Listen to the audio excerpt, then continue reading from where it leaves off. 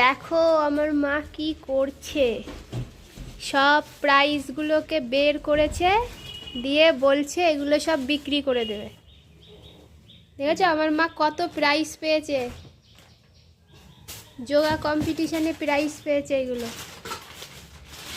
আজকে ঝাড়াঝুড়ি করছে।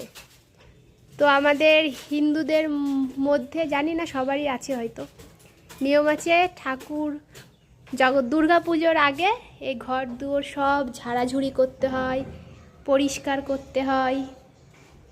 তো আজকে পরিষ্কার করছে সব। আর কত ঝুল হয়েছে দেখো।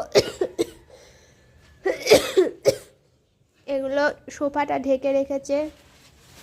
এটাতে হচ্ছে আমার সব সাজার জিনিস আছে, দেখো কত এক ঝুড়ি সাজার জিনিস, কিচ্ছু গোছানো নেই। এদিকে বই খাতা আছে, এদিকে শোকেস আছে, আর প্রাইসগুলো মা ঝাড়াঝুড়ি করছে। এই দেখো কত খাটনি। কালকে ওই ঘরগুলো মানে আর 3টে ঘর পরিষ্কার করেছে, আজকে হচ্ছে এই ঘরটা করছে। এই ঘরটা করলেই কমপ্লিট হয়ে যাবে। তারপরে এগুলো সমস্ত কিছু কাচতে হবে। শোকেস আলমারিতে যা জামা কাপড় আছে সব রোদে দিতে হবে।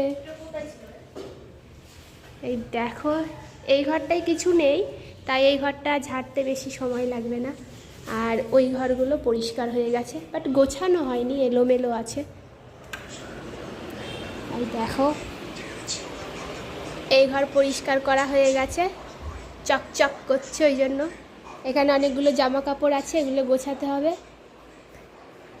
বিছানা খাট সমস্ত কিছু ঝাড়া হয়ে গেছে, বাট কাচাকুচি করা হয়নি। রান্নাঘরটাও ঝাড়া হয়ে গেছে, গোছানো নেই, সরি। তোমরা অগোছালো ঘরই দেখো। ওই ওখানে ঠাকুর ঘর আছে,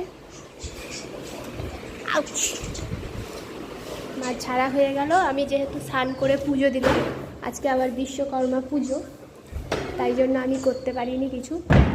মা গুছিয়ে দেবে, আমি আলনাটাকে গোছাবো। কি হয়েছে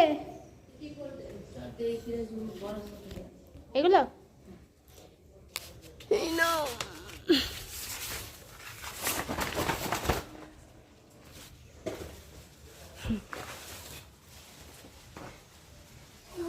প্রাইসগুলো তুললে অর্ধেক কাজ হয়ে যাবে, তাই না?